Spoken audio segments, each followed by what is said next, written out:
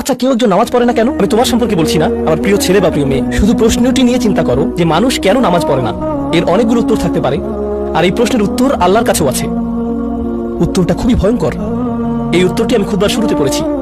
তিনি বলেন, ফালা সাদ্দাকা ওয়ালা সাল্লা ওয়ালাকিন কাযযাবা ওয়া তাওয়াল্লা। সে আসলে সত্য গ্রহণ করেনি এবং সে নামাজও পড়েনি।